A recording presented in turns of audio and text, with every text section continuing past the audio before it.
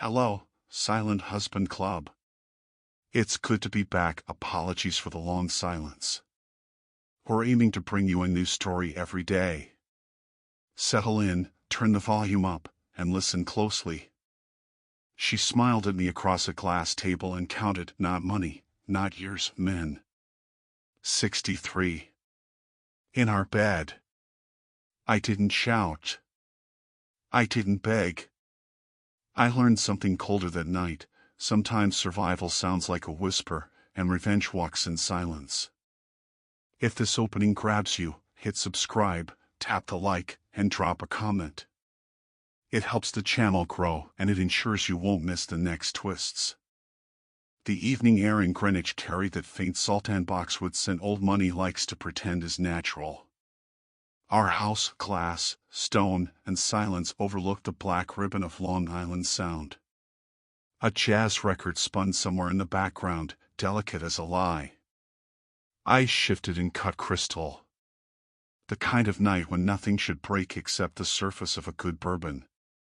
I sat at the oak table with a Bordeaux I can name by soil, vintage, and the mood of the man who picked its grapes. Opposite me sprawled my wife, Celeste, elegant as a headline, one bronzed leg draped over the other, a silk robe slipping from her shoulder like a staged accident. Her nails, a tasteful whisper of nude, tapped the stem of her glass. She scrolled with the idle cruelty of someone who's never been told no and never believed the day would come. She stopped, set the phone aside like a card she'd been waiting to play, and finally turned it face up on the felt. That smile, playful, private, practiced, lifted at one corner as she looked at me. She took a measured sip, and in that purse she uses when she wants something or when she wants to kill it, she said, "You know what's funny, Graham?" "What's funny?" I asked, as if the word still meant what it says. She tilted her head, savoring her own theater. "There have been 63 men in our bed." The sentence landed without sound, the way snow takes a city, soft at first, ruin in the morning. Something pulled tight in my chest, but I've learned that in finance, and in marriage, breath is a currency. Spend it carefully or choke. I didn't throw my glass. I didn't ask names. I didn't ask why. I let the wine circle the bowl one last time and said, 63. She shrugged, a performance worth sponsorship, and poured herself more. "If you really want precision." Precision. I set my glass down gently, a barely audible kiss of crystal on wood, laced my fingers, and looked at her as I've looked at a balance sheet that lies by telling the truth. Interesting. The word tasted like metal. She blinked. Just once. It was small, but I felt the current change.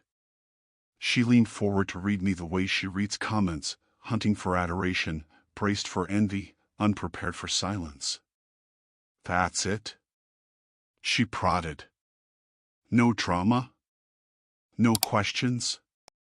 Her smile widened, but I heard the muscle in it creak. "Would you prefer the glass against the wall?" I asked, my voice even. "Or shall I run into the night and never be heard from again?" The joke, if it was one, lay flat between us. She breathed a little laugh, more perfume than sound. "Come on, admit it. It's a little funny." She traced the rim of her wine with one finger, cat-like. "You, of all people, believed you had the perfect wife. Loyal, devoted, waiting at home while you moved numbers around. Meanwhile, the finger kept circling. I had my fun." I pressed my tongue to my palate to kill the bitterness building in my mouth. She watched me like a gambler watches a vein. Then she leaned in, soft voice, sharp edge. "You're not going anywhere. We both know that." There it was, not the confession but the creed. The absolute certainty that I was a fixture, a funding source, a quiet man who would hold the world steady while she shook the room. A husband as backdrop. A sponsor with vows. For the first time that night something passed over my face. Not anger. Not grief. Something colder. Something that does not raise its voice because it doesn't have to. I lifted the glass, took a slow drink, and held her gaze until the house itself seemed to listen. "Are you sure?" I asked. She blinked again. The smile faltered, then doubled down. She rose and crossed to me in those unhurried steps that have sold 1,000 products and funded a lifestyle. She settled on my lap as if the conversation had only been foreplay and pressed her mouth to my ear. "Where would you go?" "Jasmine. Money. The last notes of a top-shelf fragrance. It used to work. Tonight it turned my stomach." I set my glass down, my finger resting on the rim for one steadying breath. "We'll see," I said. Quiet. Absent-minded, almost. But something in it chilled the room. I brushed my thumb along her jaw, mapping the line like a surveyor marks a boundary he will enforce. She laughed, shook off whatever pricked her neck, kissed my cheek, and slid back to her chair. "I'm going to enjoy my life," she said, stretching.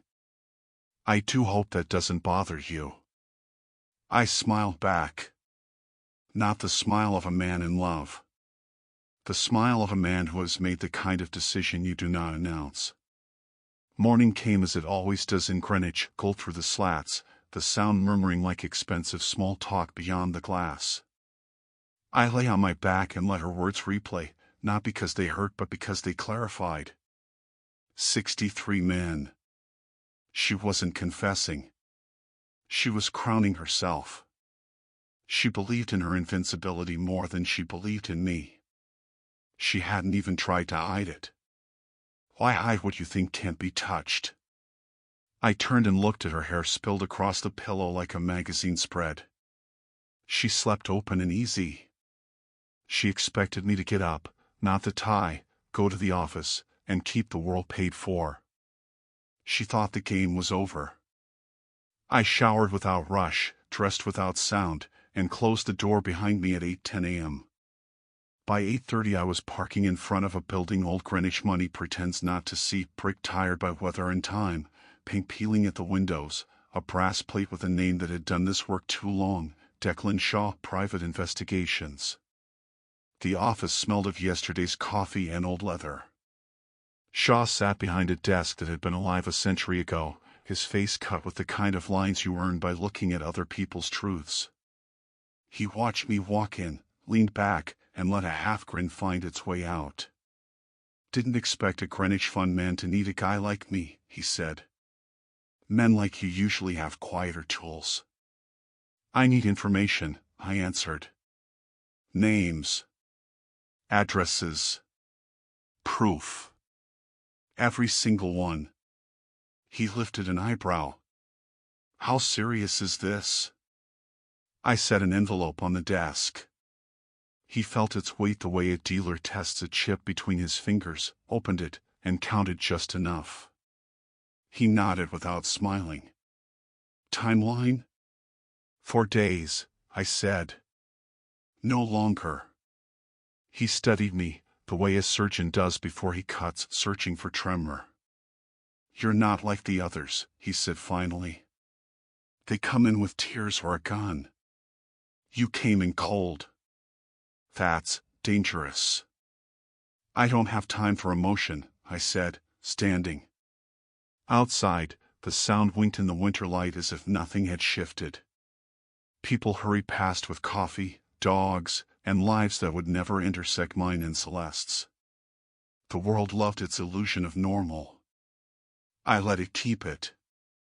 At the office tower that housed my fund, I moved through the lobby the way I always have, handshakes, nods, a joke for the kid at security who wants to trade options one day. Familiarity is a cloak. I wore it well. Upstairs, I closed my door, dropped the blinds, and watched the river of cars on I-95 thread south like a string I could pull if I wanted to. No rage. No ache. Just arithmetic. Her online life was the true balance sheet. Celeste's values sat in pixels: the immaculate marriage, the wholesome morning routine, the artfully unbuttoned luxury. Sponsors bought the story because stories move product. I opened my laptop and, in less than 10 minutes, stepped into the little cloud she thought was heaven. She had made it laughably simple. Her password was a punchline with a moral: ever after 63. The folder bloomed with thousands of images and videos. Selfies, sunsets, brand shoots. Then the other stuff: hotel mirrors, unfamiliar ceilings, laughter with men I'd shaken hands with, and one photo that stilled my breath: a stranger, naked, in my room. I let my hands close into fists and open again. Breathing is currency. I kept enough for the hour. Messages. Threads. Emojis that looked like confetti dropped on a grave. He's so naive, face with tears of joy. Was in his bed and now with you, face blowing a kiss. He pays for everything. That's the best part. Clarity returned like winter air through a cracked window. She believed I could do nothing. She believed she owned the narrative. She believed wrong.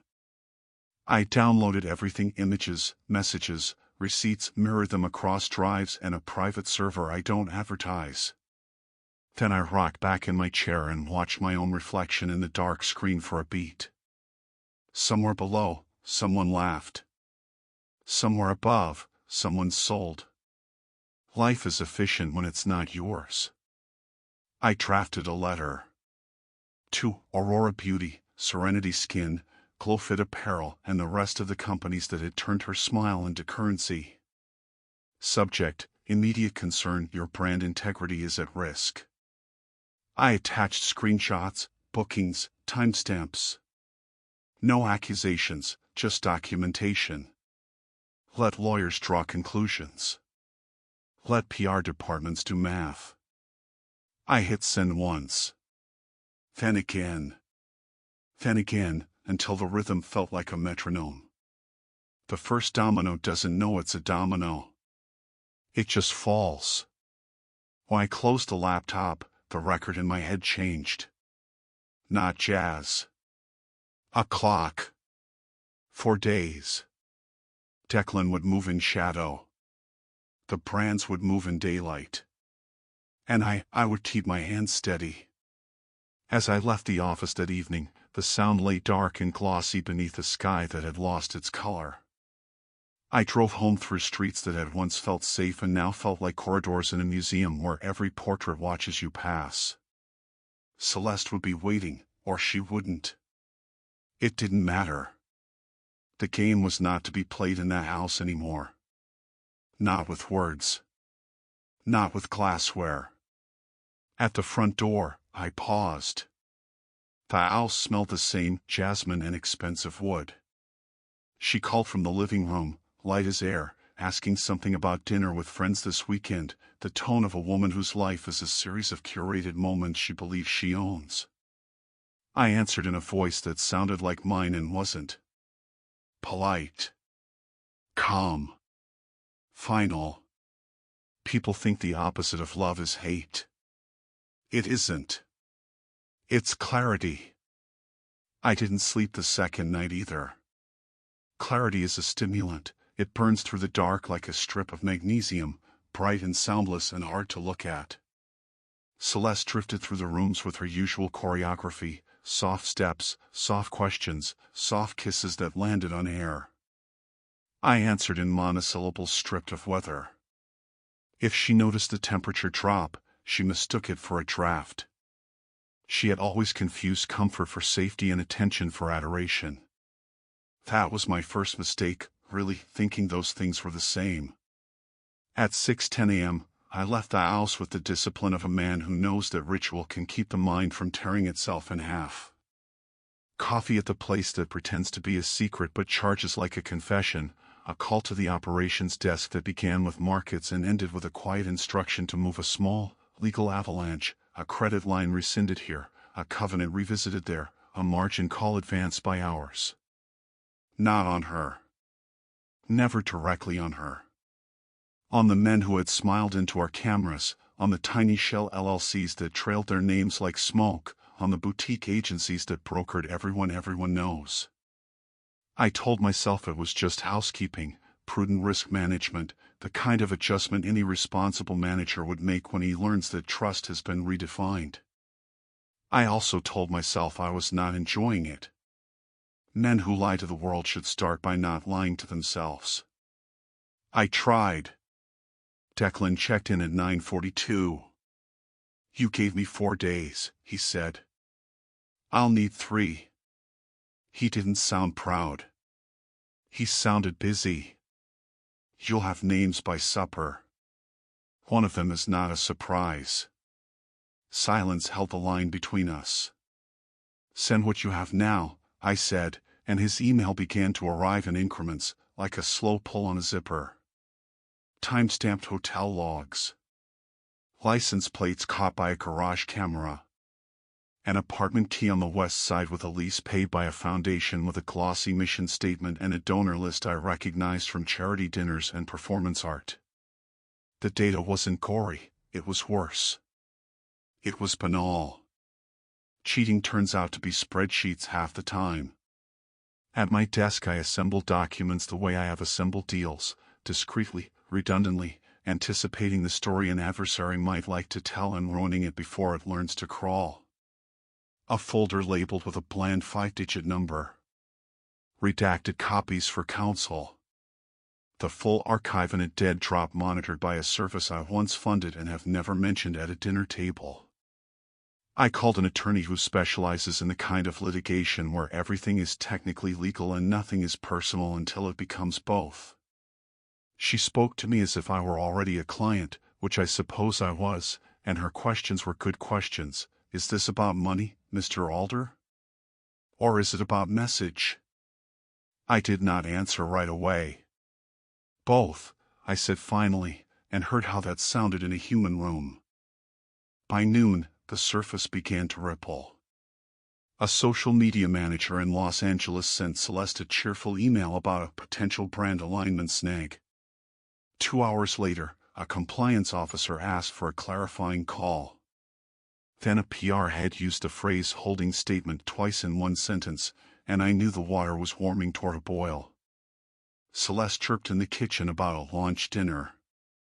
She asked if I preferred Thursday or Friday, if oysters were still fine, if we should invite the couple who collect abstract art they don't understand.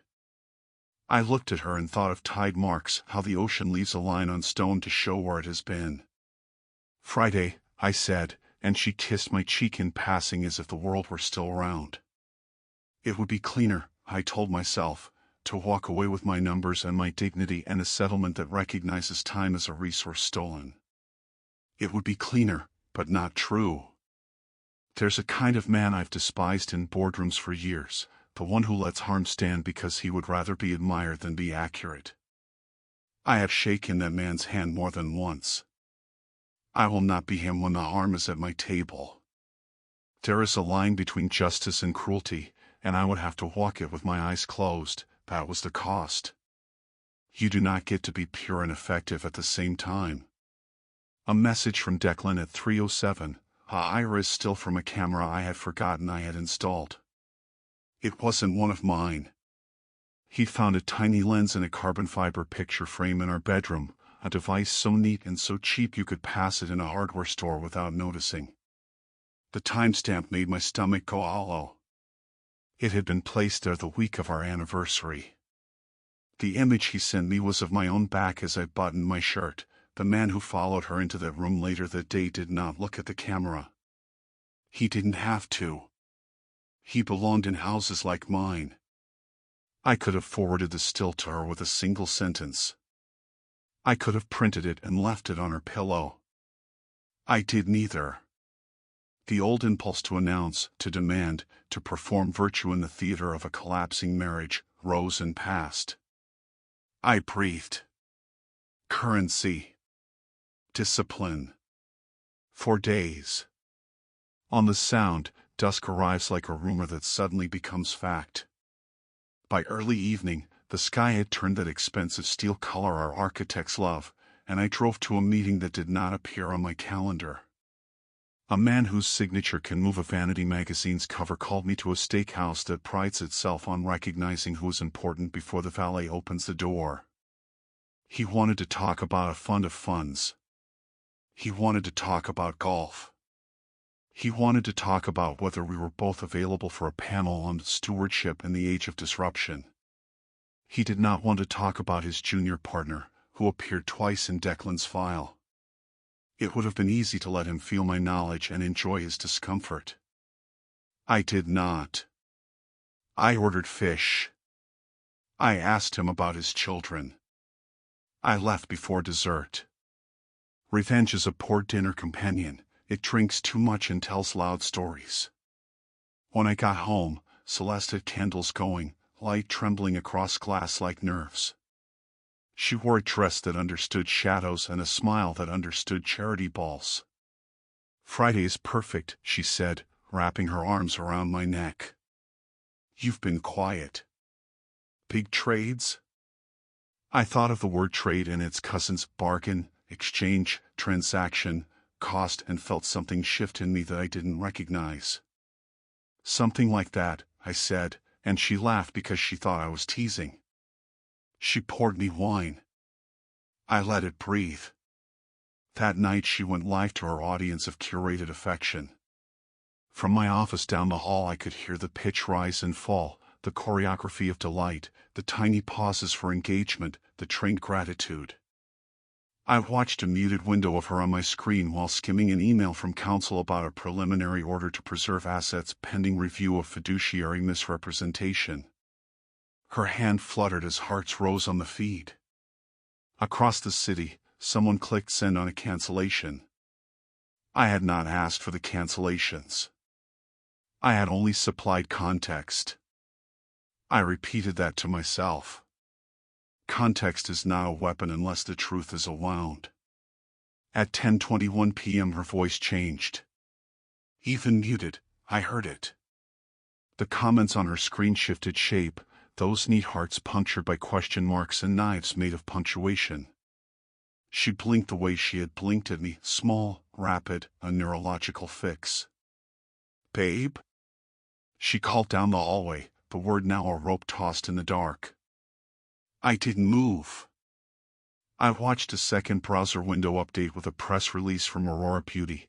"We have chosen to part ways with Ms. Alder as we reevaluate our commitment to integrity and transparency." Integrity. Transparency. Words that taste harmless until you run them over a wound. She ended the stream and I heard the click of her phone on the marble island, a sound that tells you a thing has slid from tool to threat. A minute later she was at my office door. "Graham, what is this?" Her eyes were wide, but not with guilt. With disorientation. She had lived too long in a world where consequence is a ghost story. "Someone's lying about me." She wanted me to stand up. She wanted my arms around her and my voice promising the storm would pass. She wanted the old choreography. I looked at her and saw a woman who had believed the mirror more than the person standing behind her. "Sit," I said, and she did, because habit is stronger than fear until it isn't. I told her what I knew in the language of facts, not accusations. Dates. Times. Payments. The device Declan found. The leases. The messages written in a tone I could not imitate if I tried. I did not raise my voice. I did not lower it. When I finished, she was very still. "You went through my cloud," she said at last, as if this were the moral center of the story. I didn't answer that. Some questions are architecture. If you step into them, you end up living in a house you did not build. She stood slowly and placed both hands on the back of the chair as if steadying a boat. "You're trying to ruin me." The sentence surprised me. Not because of the word ruin, we both understand its market value, but because she had chosen the wrong subject. "You did that part," I said. It came out without heat and landed like frost. Her phone began to vibrate. Messages, calls, attorneys, managers, a publicist who could explain everything except the quiet inside one man who had stopped performing. She moved to the hallway, talking in that urgent whisper that thinks tone can change facts. I stayed in my chair and watched the sound turn flat and black through the window. Habit will tell you to follow, to soothe, to negotiate. I let habit die. After midnight, I opened a folder I had named for a year we had both loved, when we were neither rich nor watched, and we ate strawberries at a folding table overlooking scaffolding instead of water. Inside were 2 forms, one for a separation under Connecticut statute, another for a trust revision that closed doors she had left ajar for years because open doors looked generous in photographs. I signed nothing. I placed a pen on the paper and closed the folder. I am not a man who frames someone else's fall as a triumph. I am a man who understands that sometimes the only honest thing you can do is let gravity act. At 2:03 a.m., Declan sent one last message for the night. The frame cam wasn't hers, he wrote. It was installed by a contractor brought in by a content studio. Subcontracted down the chain. Permission slips everywhere. No crime. Just consent by fine print. I stared at the sentence long enough for it to fade. Consent by fine print. How many things in our marriage had been that? How many of my yes had been the absence of no? I lay awake beside her until the glass of the window turned from black to pewter. Her breathing found the slow rhythm of a child's sleep, and I felt an old tenderness press against a new clarity. I could still feel sorrow for the girl she had been and still refuse mercy to the woman she had become. Both things can be true at once. That is adulthood's least popular clause. Morning again. Markets again. People again with their dogs and coffees and jokes about commutes. I took the elevator to my office and passed a colleague who squeezed my shoulder in a way that told me the press release had done its rounds. You could? He asked quietly, and the question was more dangerous than anything Celeste had thrown at me. It offered an exit into the warm theater of sympathy. I nodded once and kept moving. Some rooms you can visit. Some rooms you cannot leave if you enter. At my desk, I tacked to the practical. A forensic accountant, the best kind of boring, began the audit I had requested a month ago without telling myself why. The numbers were truthful in the way numbers are. They sat where they were told until you asked them to stand. Shell invoices. Inflated expenses. Not criminal if you squint, not innocent if you don't. Enough to justify a freeze under a clause we had both initialed without reading because dinner was late. Enough to stop a runaway fire without calling the fire department. By late afternoon, her sponsors were no longer calling her, they were calling my attorney. The tone had shifted from warm concern to precise concern. They spoke of timelines and obligations and reputation risk. Reputation is a currency that spends everywhere until it doesn't. I let them spend their sentences. I told my attorney to speak only in verbs. When I got home, a suitcase stood open in the foyer like a mouth. She was moving things not out, but around, a woman rearranging a house to convince it to love her again. We need to talk, she said, and she was right, but not tonight. I told her I had meetings. I told her I had to prepare. I told her I would be late. All true. She looked at me as if listening for a frequency only we used to hear. If anything spoke, it was faint. In the garage, I sat in the car without turning the engine and watched my hands on the wheel. I was not shaking. That should have comforted me. Instead, it marked a loss. Once, I would have shaken. There is a cost to steady hands. They can build skyscrapers. They can also bury you alive.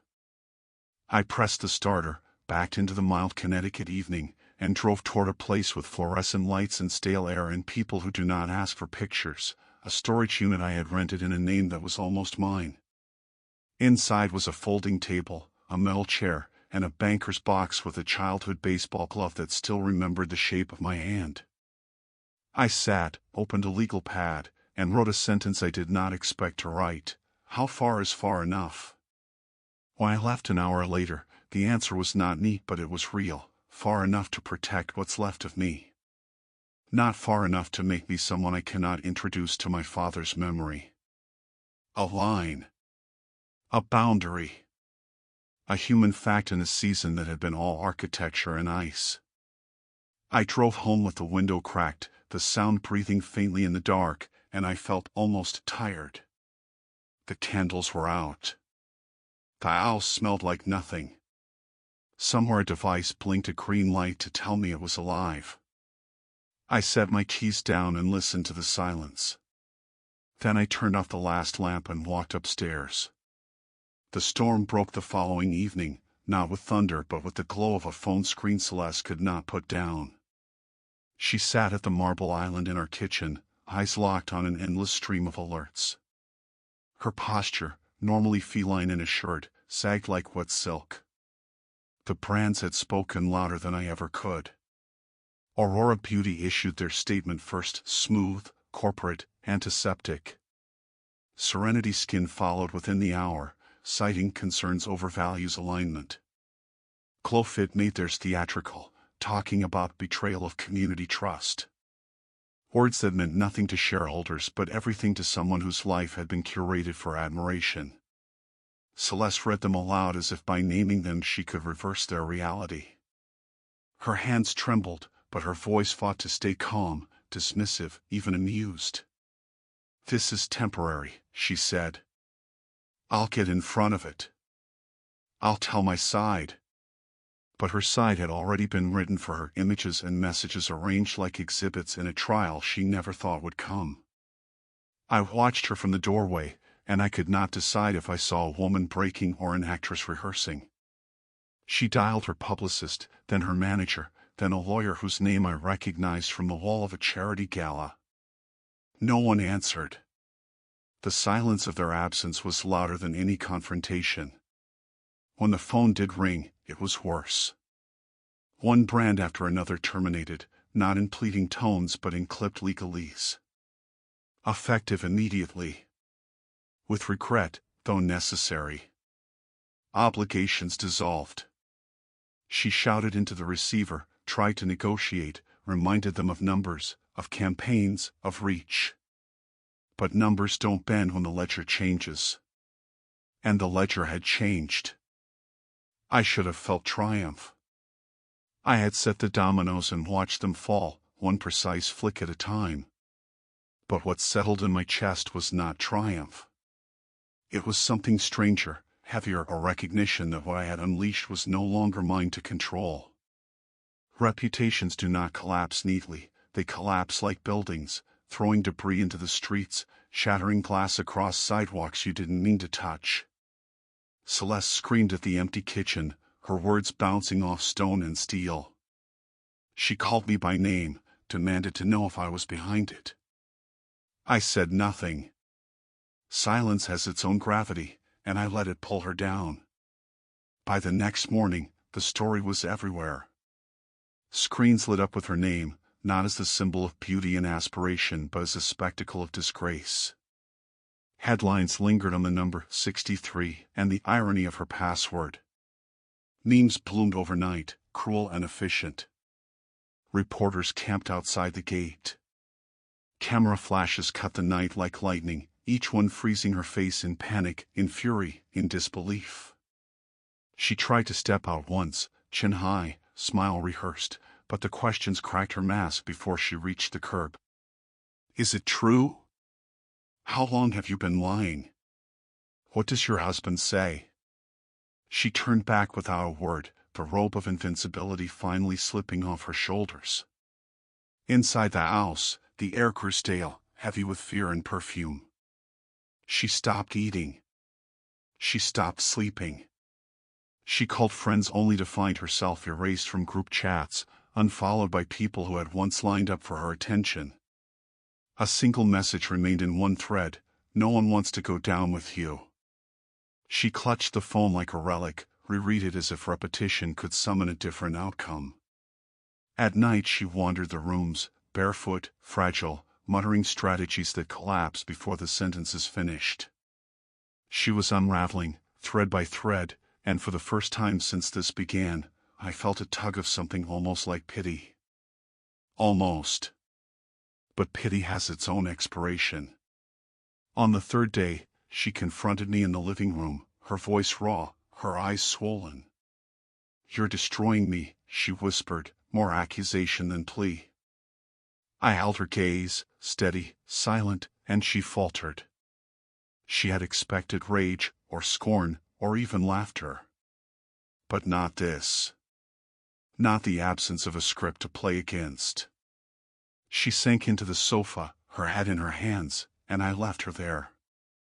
Because the truth is, she was right, it wasn't destruction. It was exposure. And exposure doesn't kill. It only shows what was already dying. That night, I sat alone in my office, the folder open on the desk, the pen still uncapped. For days had passed. Declan had delivered. The brands had acted. The world had turned. And yet the question I had scrawled in my storage unit echoed still: how far is far enough? The answer hadn't come, but the silence in the house told me it was near. The house had gone quiet, not the calm quiet of comfort, but the kind that arrives after an argument when nothing more can be said. Celeste stayed upstairs for most of the day, curtains drawn, her phone clutched like a lifeline even as it strangled her. I could hear her voice behind the door, raised and frantic, sometimes pleading, sometimes commanding, but always unanswered. She had called every number in her arsenal: agents, managers, lawyers, friends who once fought for a seat at her table. They had all stopped answering. Influence has a half-life, and hers had decayed faster than even I anticipated. That evening she finally emerged, her eyes red, her hair tangled, the image of a woman who had not rehearsed for this part. She found me in the living room, staring at the sound through the wide glass. The water looked metallic, flat, endless. She stood in the doorway for a long moment before she spoke. "We can fix this," she said, her voice softer than I had ever heard it. "We just have to work together. You and me." She stepped closer, her robe dragging against the polished wood, her hand reaching as if to remind me of the woman I once married. I turned to face her fully for the first time in days. Her eyes were searching, desperate, clinging to the idea that I might still be the man who would save her. I let her hand touch mine, briefly, then I withdrew. "I didn't break this," I said, my voice even. "You did." She flinched as if the words themselves struck. "But you're the one," her voice cracked. "You're the one making sure it can't be repaired." I didn't argue. There was nothing left to argue. The truth was no longer a debate, it was a fact, and facts don't bend for tears. The following morning the legal letters arrived. Thick envelopes, courier delivered, each one stamped with authority. Her sponsors weren't just cutting ties, they were demanding compensation, damages, repayments of funds tied to contracts that had been poisoned by scandal. Her attorney had no reassurance to offer. Worse still, the audit I had quietly set in motion weeks before delivered its findings: inflated invoices, falsified expenses, a pattern of creative accounting that, when pieced together, looked less like negligence and more like fraud. She stormed into my office with the papers in her hand, shaking them at me like proof of betrayal. "You did this," she spat, her voice trembling with rage. "You turned them against me. You put this in motion."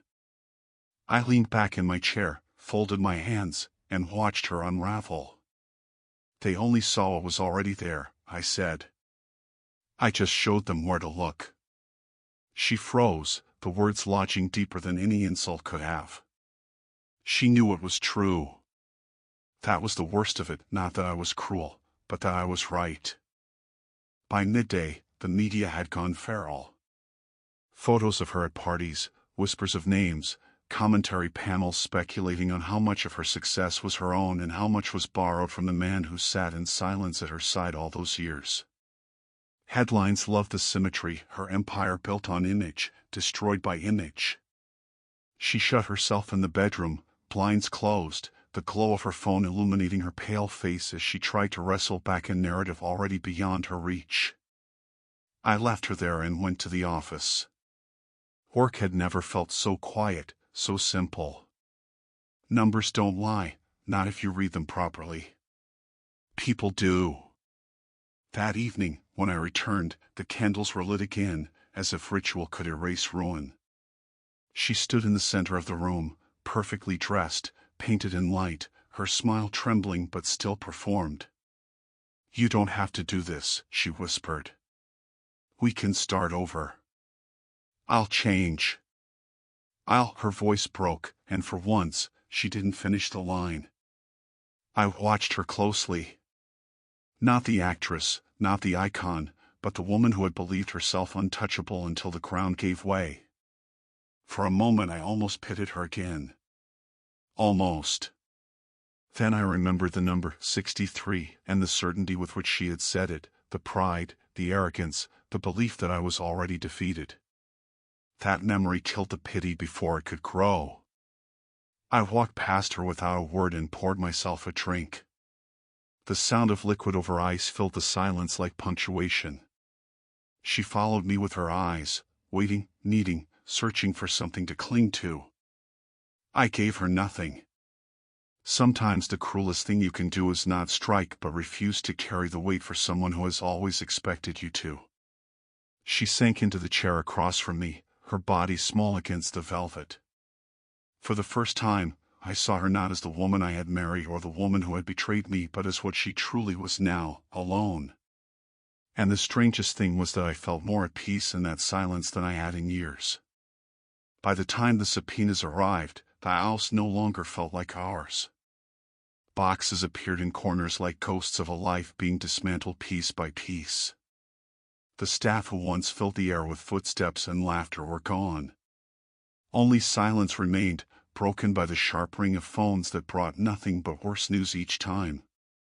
Celeste wandered the halls as if she were searching for exits that no longer existed, her robe hanging loosely, her voice hoarse from unanswered calls. She begged her lawyer to fix what could not be fixed, she pleaded with old friends who had already erased her number, and she cursed the sponsors who had turned their backs as quickly as they once praised her. But no matter how loud she tried to be, the world had grown deaf to her voice. The day of her hearing was the first time I saw her falter in public. She sat at the defense table, shoulders tight, her hair pulled into a severe knot as if neatness could conceal collapse. The prosecutors spoke in steady tones about fraud, misrepresentation, falsified invoices, words she had always thought belonged to other people, never to her. She avoided my gaze, her eyes fixed on the desk, her lips pressed together in a thin, bloodless line. When the judge read out the fines, the penalties, the forfeiture of assets, I expected her to weep, to crumble. Instead, she sat perfectly still, like a statue of someone who used to be worshipped but had been forgotten. I realized then that the performance had drained out of her. She was no longer acting. She was simply empty. Reporters swarmed her as we left the courthouse. Their voices were sharp, their questions cutting like glass. "Celeste, do you regret it? Was it worth it? What does Graham say about this?" She didn't answer. Her silence was heavier than mine had ever been, and for the first time, I wondered if she had begun to understand what silence really was. Not absence. Not pause. Finality. When the cameras flashed, she lowered her head. The woman who once thrived under light now shrank from it. Back at the house, she tried one last time. She waited for me in the living room, a fragile smile on her lips, her voice shaking as she said, "We can start again, Graham. You and me. We can leave this place, move somewhere new." No one has to know. She reached for me, desperation bleeding from every gesture. I stood in the doorway, watching her with the calm of a man who has already crossed the river and left the bridge burning behind him. We don't start over, I said quietly. We end. Her face broke, not in tears, not in rage, but in a kind of hollow recognition, as though she had always known this moment would come but had spent years pretending it never would. She sank back into the chair, her body folding in on itself, smaller than I had ever seen her. That night I packed a bag and left. The house stood behind me like a mausoleum of what once was, its windows glowing faintly against the dark, its silence already reclaiming the walls. I did not look back. For the first time in years, the air outside felt like freedom, sharp and cold, but alive. I drove toward my new apartment, the boxes waiting, the future still uncertain. I did not know what kind of man I had become through this, only that I was no longer the one who stayed silent while being diminished. Silence had become my weapon. And weapons, once drawn, leave scars on the one who wields them too. The final unraveling did not come with a scream, or a slammed door, or even an argument. It came with silence, true silence, the kind that lingers after everything else has been stripped away. Weeks passed, and Celeste became little more than a headline fading into the background noise of the internet. The paparazzi stopped waiting at the gate. The sponsors no longer spoke her name. The friends who once clung to her presence found new stars to orbit. And in that emptiness, she sat alone in the house that was no longer hers, surrounded by boxes and memories that meant nothing to anyone else. I moved into a smaller apartment on the edge of the city. No ocean views, no marble floors, no curated perfection. Just walls, a desk, and the quiet hum of a life reset. I should have felt triumphant, victorious, vindicated. I had exposed her lies, dismantled her empire, and reclaimed my silence. But as I sat among my own boxes, I realized victory has a taste no sweeter than ash. Revenge does not rebuild you, it only burns away what was false. What remains is yourself, raw and unadorned, and you have to decide if that is enough. One night, weeks later, I received a final message from a number I had once known by heart. Please, Graham. Just one chance. I can be different. I can be what you need. I stared at the words, the plea typed out by trembling hands.